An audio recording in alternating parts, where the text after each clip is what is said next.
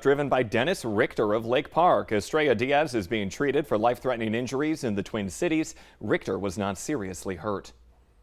At least 12 people now dead, catastrophic destruction, and Ian is recharging as it heads towards South Carolina. Nearly 2 million homes and businesses across Florida are without power after being walloped by what could end up being the deadliest storm in state history. It's already one of the most powerful to ever hit the United States. We're learning more about the lives lost to Ian. 7 people are reported dead in southwest Florida County. A county commissioner confirms the deaths in the city of Punta Gorda. Another person confirmed dead north of Orlando and 2 more within Sarasota County. Over in Fort Myers, boats were washed ashore and left wedged between buildings. Many downtown stores are reduced to splinters and debris just covering the streets like you see in the video here. Yeah, it's hard to look at. Ian was a monstrous Category 4 storm with 150-mile-per-hour winds when it came ashore on Wednesday. The marina on the shores of Fort Myers is said to be one of the hardest hit areas in all of Florida. Time now for a look at our storm team forecast, including a tropical tracker. Good morning, Lisa Green. Good morning. Yes, we're keeping our eyes on Ian because it's now a hurricane again. It's making its way toward that South Carolina coast. You can see Charleston right here. Max sustained winds at 85 miles per hour right now, and you can see all of the rain north of that center of circulation. So they're already getting hit by the rain. The track on this, nearing the coast of Carolina, nearing Charleston, close to that 1 o'clock time this afternoon, our time here at Central. And then after it makes landfall, it becomes much weaker very quickly into the nighttime hours tonight, but still producing a lot of rain, and flooding is a really big concern into the weekend here. Here's a look at the latest in the valley. We've got quiet conditions for most of us, but you can see a little flash of lightning there, a couple of showers down in the far south, and we'll see increasing chances for some spotty rain, I'm sorry to say, coming up for later today, which could have some nuisance concerns for you for later tonight if you have some plans to be out and about. We're looking at 40s to some 50s. It's 56 degrees in Fargo, 49 in Grand Forks. Out at the bus stop this morning, nice. Temperatures are going to be in the 40s and 50s. Lots of sunshine, but this afternoon, watch out for some spotty sprinkles. We'll see a few more clouds. Mild though, 75 degrees today. This weekend, more of the same, more often on chances for some spotty showers. It's not going to be a washout. It's not going to ruin your plans, but you'll want to make sure you're ready for some rain if you're going to be out at homecoming festivities or out and about enjoying the fall weather here this weekend, because yes, there's a chance for rain, but beautiful temperatures, 70s ahead. Yeah, a bit of a feel-good Friday. We'll be keeping our eye to the sky. Thank you so much for the update, Lisa. 6:55 now. Police are being tight-lipped about a Fargo man who's in the Cass County Jail for murder and criminal conspiracy.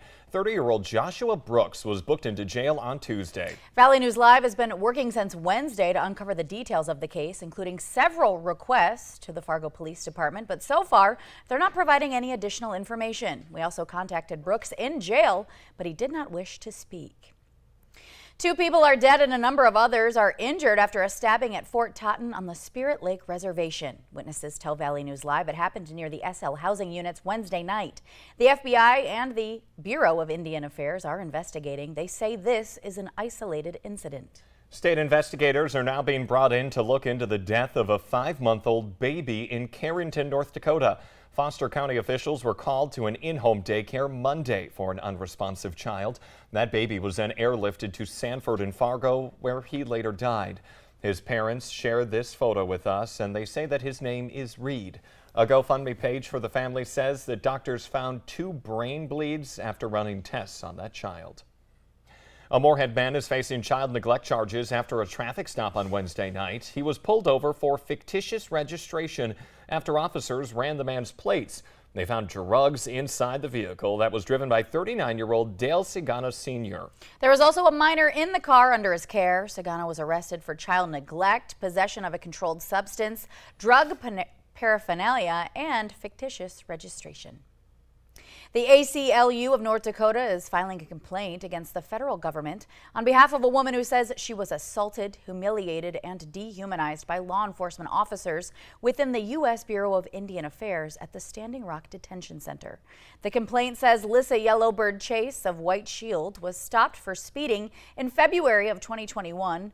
She says she was taking a sex trafficking victim to rehab. BIA officers then took her to the Standing Rock Detention Center, where she says she was forced to take off her clothes in the main booking area in front of several officers and robbed of hundreds of dollars.